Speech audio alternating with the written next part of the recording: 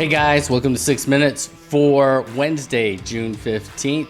SC Wrestle, Jason Fulmore here to talk about Schoolboy Duals 14U Freestyle.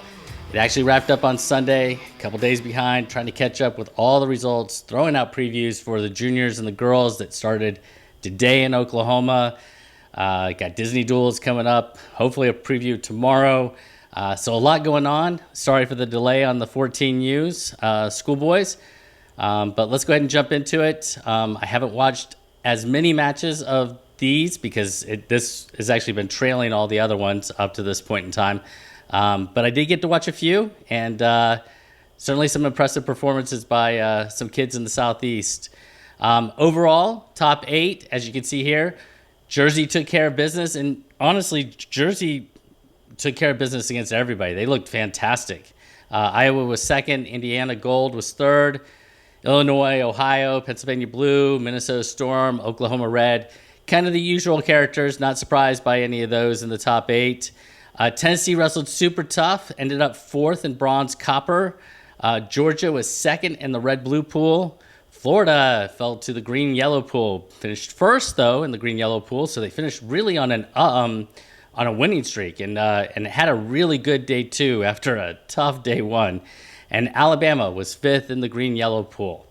Let's jump to one of the teams that is not on that list, and that is Team North Carolina. Because of the way it played out, I don't think that Team North Carolina was in the green-yellow pool, but there were more than 8 teams, so they did not finish in the top 8 there.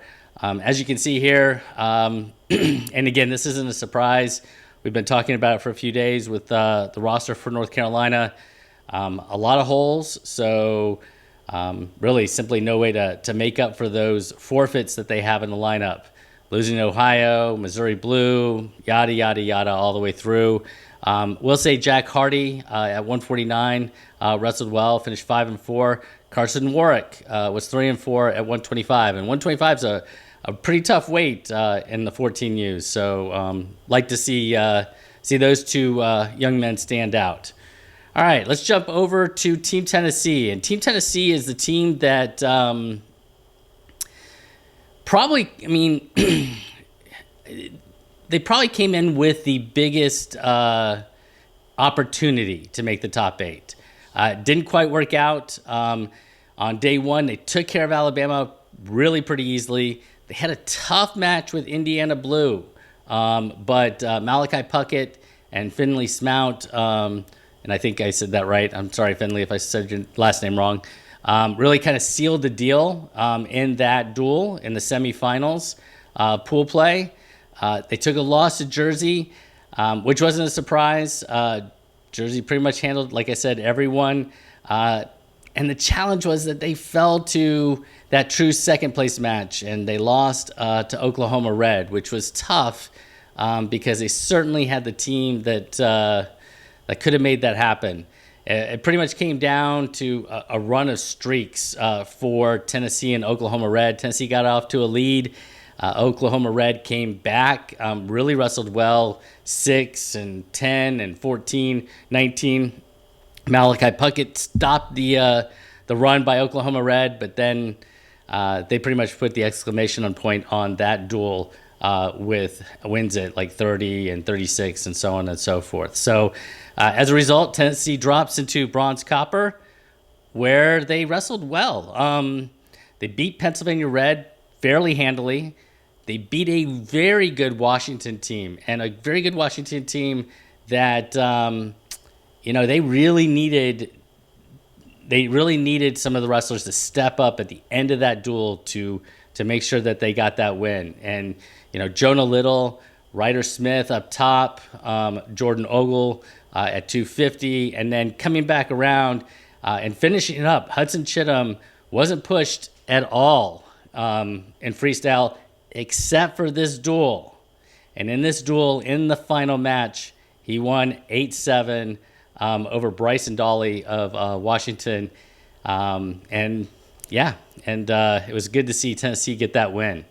Tennessee then took a loss to Michigan Blue. Again, it was one of those situations where a couple of matches kind of go, or really 2 matches go just the other direction for them, and Tennessee will have the win there.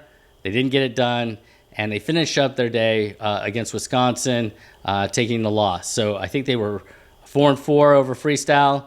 Really wrestled well, but as you see below, boy, Hudson Chittum 8-0, 77. Jackson Lane, Dylan Villers, Seamus Reagan, 77, 87, 92, 97. They were tough. They were tough in there. Malachi Puckett was tough at 125. And then they were tough up top. Ryder Smith wrestled really well. Jonah Little wrestled really well. Cannon Voiles wrestled really well. But it was those other spots within the lineup that, in those close duels, was the difference between Tennessee making top 8 and Tennessee not. All right, so let's jump over to Team Alabama and their 14Us.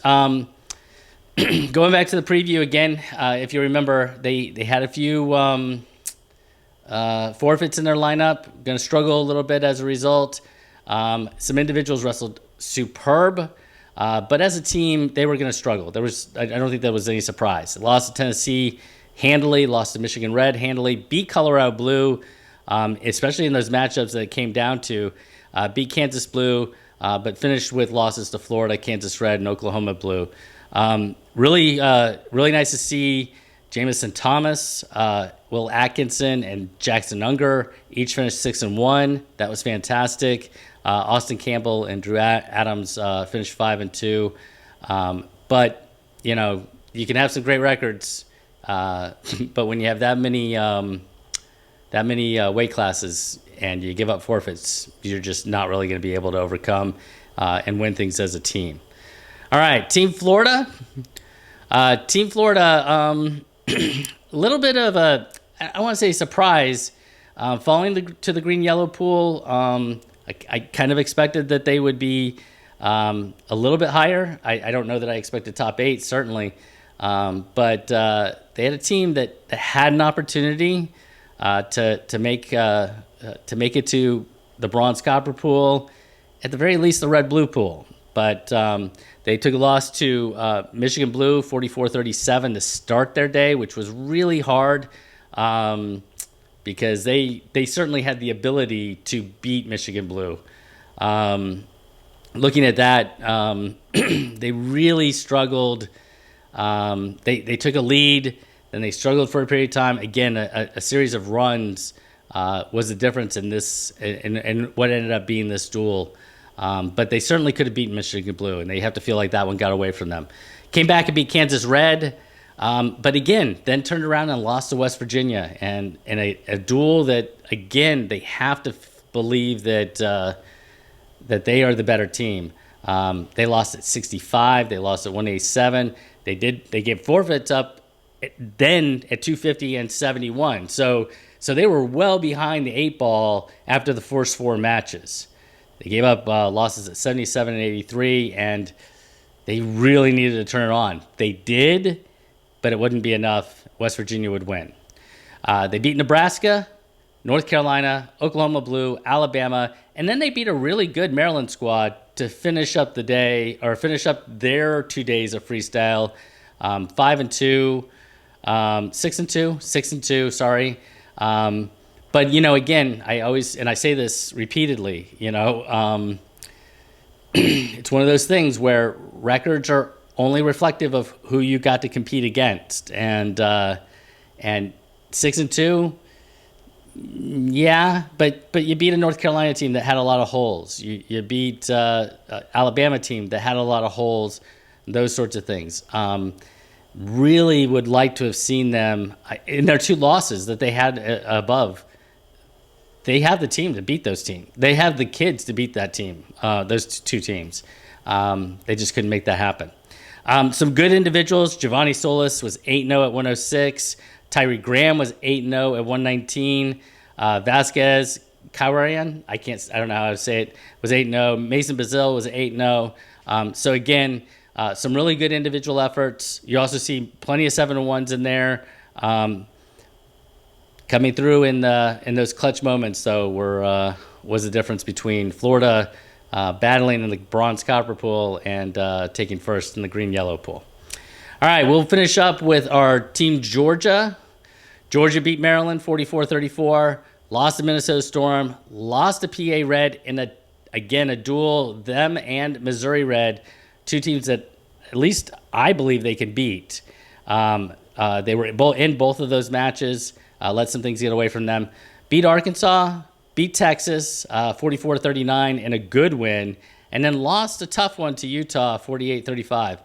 In at least 3 of those 4 losses, they had a team that could have won. They didn't win those crucial matches, but they had the team. The Mills boys down low, each went 6-1. Cooper MacArthur was 5-2. Chris Metz was 4-3. You can see they got 2 weight classes next to their names because they were moved around to fit the spots that were necessary. Love seeing them step up and compete. Paxton Leggett was 6-1. Necula were 5-2, and then Jake, I think it's Ream, ended up 5-0 at 165. Lot of opportunities for both Team Florida and Team Georgia that I think were missed. They had an opportunity to get those wins, and they didn't necessarily. Anyway, so that was 14U's freestyle. Sorry it took me a few days to get this out. Right now, we're watching some junior duels in Greco. Team Florida looks great as they're in the finals against Team Illinois. Go watch that this afternoon. Watching some girls action. Junior girls are wrestling their freestyle pools right now. Yeah, a lot going on. What else you need to know today? I'm going to drop my conversation with 2022 Dave Schultz Award winner for the state of Florida, Tom Crook. That will be up this afternoon. Look for a preview of Disney Duels tomorrow as they kick off I think it's developmental groups are up first tomorrow. I think they kick off tomorrow. They might start wrestling on Friday, though. And then look for me. I'll be down there this weekend and early part of next week taking pictures, some videos, and that sort of thing. Hope you guys have a great day. Take care. Congratulations to everybody who wrestled at Schoolboys. Gearing up for Kids Nationals. Good luck.